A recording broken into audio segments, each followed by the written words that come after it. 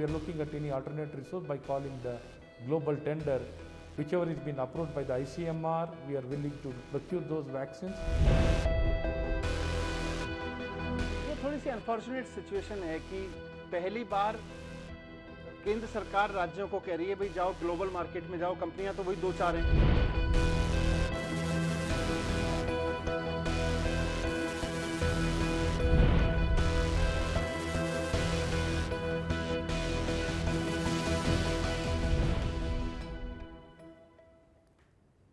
Shifting focus to the war over the vaccination drive, the face-off between the states and the centre over the vaccine supply is just getting bigger with each passing day.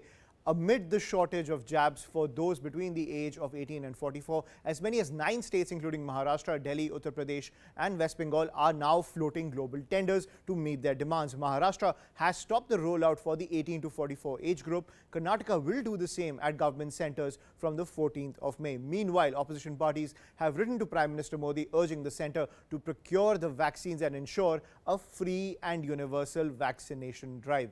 So let's see what are the factors surrounding the global tender push. This move by many states to float global tenders to meet their demands for vaccines.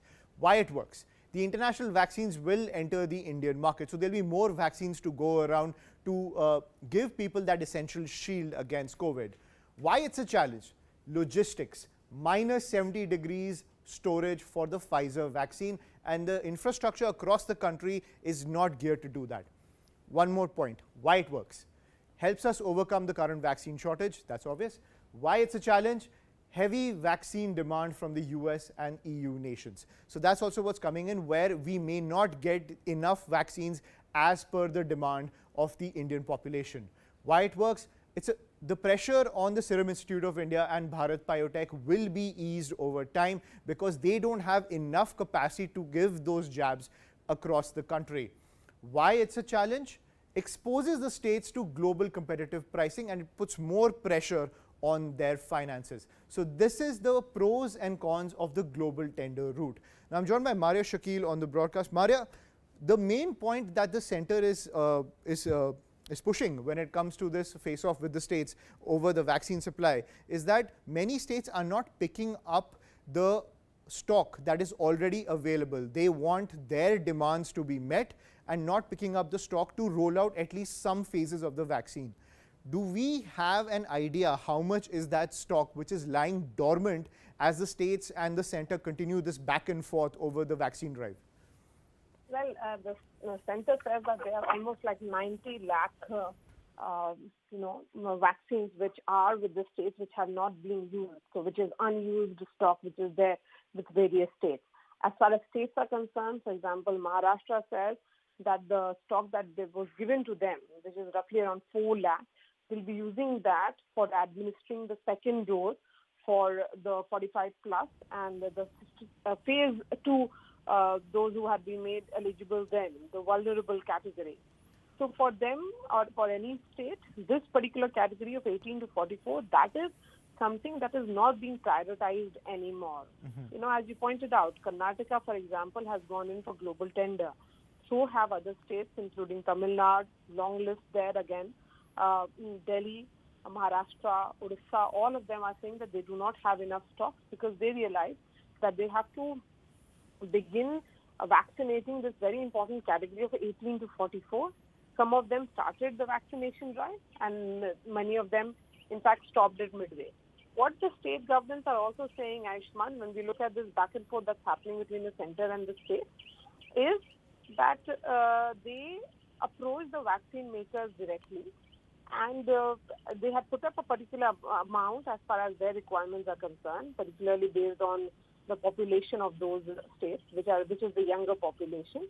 And the response instead came from the centre. That was what Manish Sisodia had told CNN News 18 yesterday, that the response came from the centre. The centre is the one that is deciding the amount that will be given to various states, and this is not being done directly, but via the various vaccine manufacturers. Then what really can the states do? If the states have been made stakeholders, then they should be allowed to deal directly with the vaccine manufacturers. But there are also bottlenecks, as we have been highlighting, particularly of the cold chain requirements that is needed for the transportation of vaccines. All that is suffering. because of the politics that is currently underway. Thank you, Maria, for joining us on the broadcast and decoding the politics, because that seems to be the nub of the problem, because the states are saying that if the center wants them to procure the vaccines, why are they imposing a quota for the jabs? We're getting some more breaking news as that war of words escalates between the center and the opposition. Now, Union Minister Hardeep Puri and Congress MP Shashi Tharoor got into a war of words over India's vaccine policy. Puri hit out at the Congress, changing the goalpost over Bharat Biotech's Covaxin and its emergency use approval. Puri added that the Congress should accept its mistake for doubting the government's policy. Tharoor hit back saying the vaccine shortage wasn't caused by Congress's tweets. Neither was differential pricing between states and the center. Tharoor asked when will the BJP government take responsibility for its manifest failures of policy and management, rather than pointing fingers at the opposition in a vain attempt to divert attention from its own poor performance. So that's what's coming, and that war of words escalating. I'm joined by Pallavi Ghosh on the broadcast. Pallavi, that war of words, it's ignoring a lot of the technical issues where both the states and the center are at fault. But when it comes to this war of words, it's only going to get worse as the vaccine shortage crisis continues across the country. But we won't, in your opinion, see any kind of like sit down between the states and the center to ease those logistical supplies. This politics is going to take over the need of the hour, which is to give vaccines to every citizen in the country. Yes, unfortunately so. And whenever any kind of crisis has hit our country, no matter who's been in power, there has been very little attempt, really, Ayushman, which has been made to either have an all-party meeting or have to face-to-face meeting among the stakeholders. Of course, the Prime Minister has had several meetings with the state governments, but nothing really has come out of it. From oxygen supplies to medicine shortage, now the focus has shifted to vaccine shortage. We saw, for example, Ashok Gehlot yesterday suggesting that the center should float a global tender.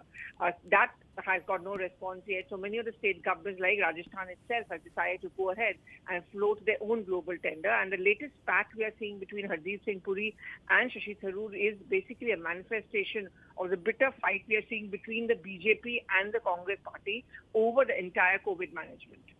Right. Thank you, Pallavi, for joining us on the broadcast. And that war of words is only set to escalate between the Congress and the BJP, namely the opposition and the center. Now, the nub of the entire problem is the fact that the center is still imposing quotas while telling the states to focus on procurement on their own. That was a point that was raised by Delhi Deputy Chief Minister Manish Sisodia in an exclusive